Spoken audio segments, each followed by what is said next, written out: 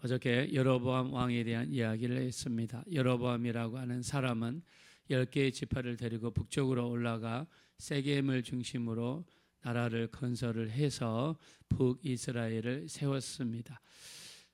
그리고 보니까 이스라엘 백성들이 1년에 3번 꼭 예루살렘에 들려야 됩니다. 멀리 있는 사람들은 한 번이라도 예루살렘을 들려야 됩니다. 그날이 6월절이고 두 번째가 맥추절이고 세 번째가 초막절이 됩니다. 자, 이렇게 이스라엘 북쪽에 있는 이스라엘 사람들이 남쪽 유다를 내려가다 보니까 그들이 남쪽 유다의 영향을 받을 수 있고 또 내려갔다가 안 올라올 수도 있고 또 남쪽 유다의 왕이었던 르호보암 왕이 중간에서 차단해서 막을 수도 있단 말입니다. 자, 그래서 북이스라엘 두 곳을 지정합니다. 북쪽에 있는 단 지역과 남쪽에 있는 베델 지역 두 곳을 정합니다. 자, 그리고 그곳에 금 송아지를 만들었습니다. 자, 그리고 제단을 건설하고 북쪽에 있는 이스라엘 사람들이 예루살렘까지 가지 말고 이곳 두 곳에서 북쪽에는 단에서 남쪽에는 베델에서 제사를 드리도록 하고 사람들이 내려가는 길을 막았습니다. 자, 제단이 있으면 제사장이 있어야 되겠죠. 레위지파 사람들은 없으니까 자기들 나름대로 아무나 제사장들을 임명했습니다. 자, 그리고 날짜도 바꿨습니다. 자기들이 원하는 날짜도 바꿨습니다. 자, 근데 이렇게 했던 그의 모든 행위가 하나님의 진노를 사게 되었습니다. 그래서 하나님께서 하나님의 사람을 여로보암에게 보냅니다. 그러면서 말씀하시죠. 네가 임명한 제사장들이 이 제단에서 타서 죽게 될 것이다. 제단이 둘로 갈라지게 될 것이다. 그리고 그 많은 재가 밑으로 떨어지게 될 것이다. 자, 이렇게 무서운 예언을 했습니다. 자, 제단이 갈라지고 재가 밑으로 떨어질 것이다. 이 말은 하나님이 너희의 제사를 받지 않겠다는 강력한 경고였습니다. 자, 그래서 이 말을 들었던 여로보암 왕은 화가 나가지고 어떻게 했습니까?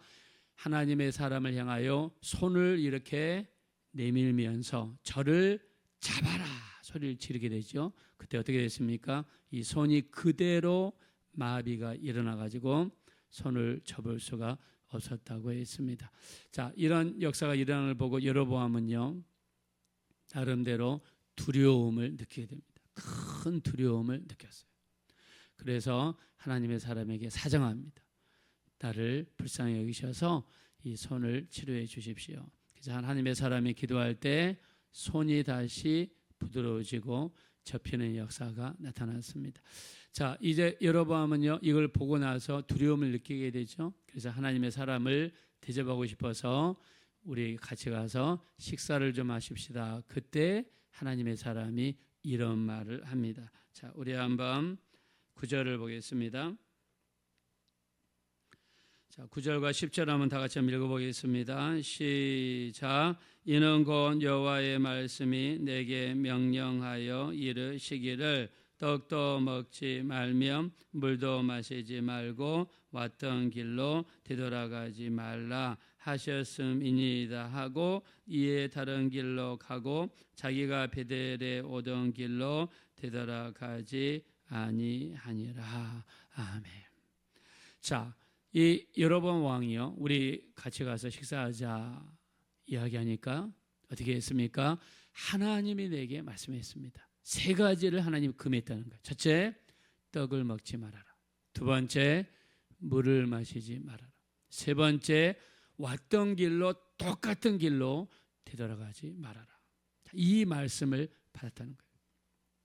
그래서 내가 왕과 함께 갈 수 없겠습니다. 이렇게 이야기합니다. 자, 여러분, 만약에요, 이 하나님의 선지자가, 하나님의 사람이 그 왕을 따라가서 왕과 같이 식사하면서 왕의 해유라든가 왕의 설득을 받아가지고 만약에 했던 말을 번복하거나 아니면 거기에서 눌러 앉게 되거나 물질의 어떤 유혹을 받아서 그렇게 되면 그가 하나님 말씀을 했던 말이 권위가 사라지는 거죠. 하나님의 말씀에 대한 진심이 사라지는 것입니다. 자, 그래서 아마 하나님께서는 떡도 먹지 말아라, 물도 마시지 말아라, 그리고 왔던 길로 되돌아가지 말아라, 이렇게 말씀하신 것 같습니다. 자, 그리고 왔던 길로 가지 않고 다른 길로 되돌아갔습니다. 저는 이렇게 생각합니다. 그 하나님의 사람이 왔던 길에 되돌아가면 어쩌면 그 북쪽에 있는 이스라엘 사람들이 이 사람을 찾아와서 설득할 수도 있고, 아니면 했던 말을 번복할 수도 있고, 아니면은 여러 가지 다른 유혹이나 제한을 받을 수도 있었겠죠. 그래서 아마 하나님이 갔던 길로 가지 말아라 했던 것 같습니다. 자, 그래서 다른 길로 가다가 이제 큰 상수리 나무에서 쉬고 있습니다. 자, 보겠습니다. 지금 먼 길을 왔습니다. 피곤하고 힘들고 지쳐 있죠. 자, 근데 하나님께서는 떡도 먹지 말아라, 물도 마시지 말아라, 왔던 길로 가지 말아라. 자, 그러면 몸이 굉장히 힘든 상태에 있겠죠. 그래서 사람들이 많이 다니는 큰 상수리 나무 아래에서 쉬고 있었습니다. 자, 근데 이 베델 지방에는요, 늙은 선지자가 있어요. 자, 근데 늙은 선지자가 있는데 이 사람이 이 하나님의 사람을 찾아오게 됩니다. 찾아와서 선지자를 유혹하기 시작해요. 어떻게 유혹하자면 하나님의 음성을 들었다고 하면서 가서 떡도 먹어도 되고 물도 마셔도 되고 된다고 하면서 유혹을 하기 시작합니다. 자, 우리가 아까 읽었던 말씀인데요. 우리 15절 보겠습니다. 15절. 자, 다 같이 한번 읽겠습니다. 시작. 그가 그 사람에게 이르되 나와 함께 집으로 가서 떡을 먹어라. 자, 이 늙은 선지자는요, 하나님의 사람을 찾아와 가지고 거짓말로 유혹하기 시작합니다. 자, 그러면서 뭐라고 이야기하느냐? 자, 하나님의 사람이 다시 한번 이야기를 해주죠. 자, 17절 보겠습니다. 17절 다 같이 읽겠습니다. 시작. 이는 하나님 여호와의 말씀이 내게 이르시기를 내가 거기서 떡도 먹지 말고 물도 마시지 말며 또 내가 오던 길로 되돌아가지도 말라 하셨음이로다. 자, 하나님의 사람이 또 거절합니다. 하나님께서 떡도 먹지 말고 물도 마시지 말고 오던 길로 가지 말아라. 자, 그랬더니 18절입니다. 다 같이 읽겠습니다. 시작. 그가 그 사람에게 이르되 나도 그대와 같은 선지자라. 천사가 여호와의 말씀으로 내게 이르기를 그를 내 집으로 데리고 돌아가서 그에게 떡을 먹이고 물을 마시게 하라 하였느니라 하니 이는 그 사람을 속임이라. 19절입니다. 이에 그 사람이 그와 함께 돌아가서 그의 집에서 떡을 먹으며 물을 마시니라. 네. 자, 이 늙은 선지자는요, 하나님의 사람을 속였습니다. 하나님이 내게 말씀하셨다. 떡도 먹어도 되고 물도 마셔도 되고 해도 된다. 자, 근데 이 사람이 사는 데가 어디냐면, 자, 우리 한번 쭉 올라가셔서 11절을 보겠습니다. 11절. 자, 다시 한번 읽겠습니다. 시작.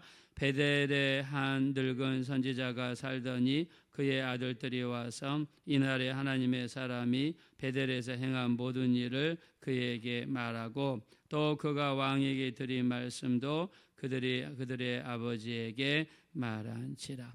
자, 이 늙은 선지자는 베델에 살고 있습니다. 베델은 여로보암 왕을 만났던 곳이고 여로보암 왕의 손이 굳어졌던 곳이고 제단이 돌로 갈라졌던 곳이고 재가 밑으로 쏟아졌던 곳이죠. 자, 왜 이 늙은 선지자가 하나님의 사람에게 접근해서 이렇게 거짓말을 했을까? 이 주석을 보니까 이렇게 해석이 되어 있더라고요. 이 하나님의 선지자가 베델에서 무슨 말을 했나요? 베델에서 제단이 갈라지게 되리라, 재가 쏟아지게 되리라, 제사장들이 이 위에서 불타게 되리라, 이 하나님의 예언의 말씀을 선포한 곳이잖아요. 그래서 어떻게 하든지 이 하나님의 사람이 가짜고 하나님의 사람이 했던 말이 거짓말이고 그리고 떡도 먹지 말고 물도 마시지 말고 오던 길로 되돌아가지도 말라 한 말을 지키지도 않는 그런 가짜라는 것을 만들기 위해서 거짓말을 했다.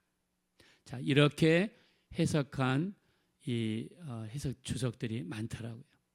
자, 그러나 성경에서는 그 의도를 이야기하고 있지 않습니다.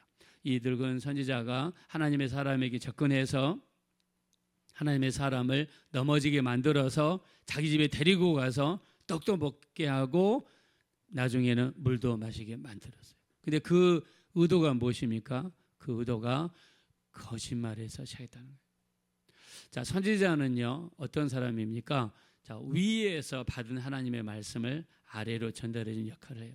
제사장은 아래에서 드리는 제사를 받아서 위로 전달해 주는 역할을 합니다. 선지자에게서 가장 중요한 것은 하나님의 말씀을 받아서 전해야 돼요. 하나님의 말씀이 임하지 않으면 전하면 안 되고, 자기 심령이나 자기 마음에서 나오는 말을 하나님의 말로 포장해서 사람들에게 전하면 절대로 안 됩니다. 그래서 우리가 하나님의 말씀을, 하나님의 음성을 함부로 들었다 이야기하시면 안 돼요. 어떤 데 가면 막 하나님이 이렇게 하라고 했다, 저렇게 하라고 했다, 그걸 가지고 사람들을 올가매고 미혹하고 유혹하는 곳이 있습니다. 물론 정말 하나님께서 하신 말씀을 진심으로 받아서 전하는 데도 있습니다. 자, 그러나 내가 하나님의 음성을 듣지도 않았는데 하나님의 음성을 들었다고 이야기하면서 거짓말로 하는 것은 미혹입니다. 자, 성경에서는 강력하게 경고하고 있어요. 우리 에레미야서 23장 16절에 보면 헛된 것을 말하는 선지자의 말을 듣지 말라 그랬습니다. 그들은 자기 마음에서 나오는 말을 전한다는 거예요. 하나님의 음성을 듣지 않고 감동을 받았다 하면서 자기 마음에서 나오는 말을 전하는 그 선지자의 말을 듣지 말라고 그랬습니다. 또 우리 에레미야 14장 14절에도 보면 뭐라고 했느냐, 거짓 애언, 거짓말, 또 점술, 헛된 것, 또 마음에서 나오는 거짓말을 말하는 선지자들에게 화가 있다고 했습니다. 그들에게 이 불과 하나님의 심판이 임하게 될 것이다 이야기했습니다. 그래서 우리가 이 선지자, 또 특히 말씀을 전하는 사람의 입에서 거짓이 나온 것을 성경에서는 엄격하게 금하고 있습니다.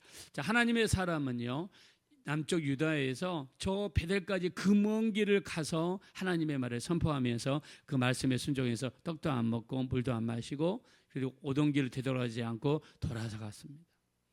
하나님 말씀에 순종하기 위해서 노력하는 하나님의 사람의 모습이죠. 그런데 이 늙은 선지자가 나타나서 거짓말로서 유혹해서 넘어뜨렸어요. 나중에 결과가 어떻습니까? 이 하나님의 사람이 그 말씀에 불순종하고 가다가 사자를 만나서 사자에게 물려서 죽임을 당하고 말았습니다. 자, 성경에서는 하나님 말씀에 불순종하는 것이, 또 특히 많이 받은 자에게 하나님은 많은 것을 요구한다. 내가 만약 은사를 받은 것이 많고 하나님으로부터 받은 것이 많은 사람이, 그런 사람일수록, 또 교회에서 우리가 중직일수록 하나님 말씀에 순종하는 모습이 더 중요합니다. 하나님은 많이 받은 자에게 많은 것을 요구하세요. 자, 거짓말로 사람에게 떡을 먹게 만들고 물을 먹게 만들었더니 그 결과가 어떻습니까? 이 사람이 밖에 나가서 사자에게 물려 죽었어요. 거짓말의 결과는 하나님의 사람을 파멸로 몰았습니다. 여러분, 성경에서 거짓말은요 정말 무서운 겁니다. 우리 잠언서 6장 16절에 보니까 하나님께서 싫어하시는 것이 7가지인데, 첫째 교만한 눈, 두 번째 거짓된 혀예요. 그 다음에 무죄한 자의 피를 흘리는 손, 악한 것을 꾀하는 마음, 빨리 악으로 달려가는 발, 그리고 거짓을 말하는 증인, 형제 사이를 이간하는 자. 하나님이 싫어하는 것 7가지 중에서 2가지가 있습니다. 그게 뭐냐면 거짓된 혀, 거짓을 말하는 증인을 하나님이 싫어한다. 싫어하는 것 중에 다 다른데 거짓은 하나님이 싫어한다. 그걸 2번이나 말씀하셨어요. 거짓은 하나님이 싫어한다. 아방은요 나중에 어떻게 하냐면 길르앗 라못에 올라가서 이 아람 군대와 싸워서 이 길르앗 라못을 우리가 차지합시다 제안을 하게 되죠. 그때 남쪽 유다의 왕을 불러서 여호사밧 왕을 부르게 됩니다. 그래서 같이 힘을 합쳐서 길르앗 라못에 올라가 저 땅을 차지합시다. 자, 근데 여호사밧 왕은요 불안합니다. 그래서 하나님의 선지자들에게 물어봅시다. 그래서 400명의 선지자들을 부르게 되죠. 400명의 선지자들이 다 같이 와가지고 이구동성으로 뭐라고 이야기했습니까? 올라가소서. 하나님이 그 땅을 당신에게 주실 것입니다. 근데 여호사밧 왕이 너무 마음이 좀 찝찝해서 다른 선지자는 없습니까? 그러니까 마지막 선지자 미가의 선지자가 있습니다. 미가의 선지자를 와서 부르니까 당신은 올라가면 죽습니다. 이런 이야기를 하는 거예요. 그러면서 미가의 선지자가 뭐라고 합니까? 저 하늘을 보니까 하나님이 앉아 계시고 그 앞에 수많은 천사들이 앉아 있는데 하나님께서 누가 내려가서 아합을 꿰어서 길랄 라모스에 가게 해서 죽게 하겠느냐 하니까 한 천사가 와서 내가 가겠나이다. 어떻게 하겠느냐 물어보니까 어떻게 이야기했습니까? 내가 400명의 선지자들의 입에 붙어가지고 거짓말을 하게 하겠습니다. 거짓말을 입에 붙게 하겠다는 거예요. 우리가 이런 말을 하죠. 저 사람은 거짓말이 입에 붙었다. 근데 그게 사실 성경적이에요. 거짓말이 입에 붙은 거예요. 그 한 영이 400명의 선지자들 입에 거짓말로 그냥 붙어버린 거예요. 그러니까 선지자라 할지라도 거짓말을 이야기하는 거예요. 그러니까는 400명의 대표였던 시드기야가 와가지고 뭐라고 합니까? 이 미가의 선지자의 뺨을 치면서 여호와의 영이 우리를 떠나 누구에게 가겠느냐 하면서 뺨을 치면서 화를 냈어요. 그때 미가의 선지자가 뭐라고 합니까? 네가 골방에 들어가는 날에 보리라. 그 예언을 합니다. 여러분, 우리 입에서 나오는 이 거짓말은 정말 무서운 것이죠. 특히 요한계시록에서는 거짓말에 대해서 무섭게 이야기합니다. 요한계시록 우리 22장 15절을 보니까 개들과 점성가들과 음행하는 자들과 살인하는 자들과 우상 숭배하는 자들과 거짓말을 좋아하며 지내는 자마다 성 밖에 있으리라. 성 밖은요 구원을 받지 못한다는 의미도 있어요. 또 요한계시록 21장 8절에 보니까 이 두려워하는 자들과 믿지 않은 자들과 흉악한 자들과 점술가들과 음행하는 자들과 살인하는 자들과 우상 숭배자들과 거짓말하는 모든 자들은 불과 유황으로 타는 못에 던져지리니 이것이 둘째 사망이라 그랬습니다. 우리 하나님의 사람도 분별을 못했습니다. 자, 우리가 하나님으로부터 어떤 음성을 받아서 뭐를 해라 직접 음성을 받았으면 그 다음에도 반드시 하나님이 직접 말씀하세요. 근데 다른 사람이 와가지고 하나님이 이렇게 하라 그랬다 저렇게 하라 그랬다 거기에 쏘으시면 안 됩니다. 하나님으로부터 처음 내가 받은 메시지가 있으면 두 번째도 하나님으로부터 메시지가 와요. 근데 누가 와가지고 이렇게 하라 그랬다 저렇게 하라 그랬다 쏘으면 안 됩니다. 늙은 선자의 거짓말이 하나님의 사람을 파멸로 몰아갔습니다. 거짓말이 이렇게 무섭습니다. 우리 사도행전 5장 3절에도 이렇게 이야기하죠. 아나니아 삽비라가 밭을 판 다음에 땅값 얼마를 감췄죠. 베드로가 이렇게 이야기합니다. 어찌하여 사단이 네 마음에 가득하여 땅값 얼마를 숨기고 성령을 속이고 땅값 얼마를 감추었느냐. 이는 사람에게 거짓말한 것이 아니라 하나님께 한 것이다. 우리 출애굽기 20장 16절에도 10계명 중에서 9번째 계명이 무엇입니까? 내 이웃에게 거짓 증거하지 마라. 늙은 선자의 거짓말이 하나님의 사람을 파멸로 몰아갔습니다. 그 의도가 어찌되었든 간에 결과는 파멸로 몰아갔습니다. 우리 일평생 정말 우리 입술이 성령에 붙잡힌 바 된 입술이 되어서 참말하고 진실만을 이야기할 수 있는 귀한 입술이 되시고 또 특별히 거짓은 마귀가 주장하는 것입니다. 우리 속지 않는 우리 모두가 되셔서 우리 하나님 앞에 진실된 기도, 진실된 복음 증거, 진실된 찬양, 진실된 예배가 되셔서 우리 하나님 앞에 정직하고 깨끗한 입술이 되어지시기를 예수님의 이름으로 축원합니다. 이 시간 기도하실 때 참으로 우리 입술은 진실만을 이야기하게 도와주십시오. 하나님 앞에 정직하게 도와주시고 깨끗한 입술이 되게 도와주십시오. 우리의 거짓말로 사람을 넘어뜨리고 사람을 파멸로 이끄는 그런 입술이 되지 않게 도와주십시오. 우리 합심으로 간절히 기도하겠습니다. 돌아오시고자 부르신 하나님 진심으로 감사합니다. 우리를 불쌍히 여겨 주십시오. 우리를 긍휼히 여겨 주십시오. 우리는 넘어지기 쉽고 쓰러지기 쉽습니다. 우리 하나님 우리가 지은 것은 너무나 많습니다. 특별히 하나님께서 거짓된 혀, 거짓을 말하는 증인을 하나님이 싫어하신다 말씀했습니다. 하나님의 사람은 이 거짓말에 넘어졌습니다. 늙은 선지자의 유혹에 넘어졌습니다. 거짓말로 넘어졌습니다. 우리 하나님 불쌍히 여겨주시고 우리 하나님 우리를 긍휼히 여겨주셔서 우리 일평생 우리 입술로 말미암아 사람들을 거짓말하지 않게 하시고 우리가 지금까지 했던 모든 거짓말을 회개합니다. 우리가 지금까지 했던 모든 거짓말을 진심으로 회개합니다. 하나님 앞에 깨끗하지 못한 입술입니다. 우리를 불쌍히 여겨주십시오.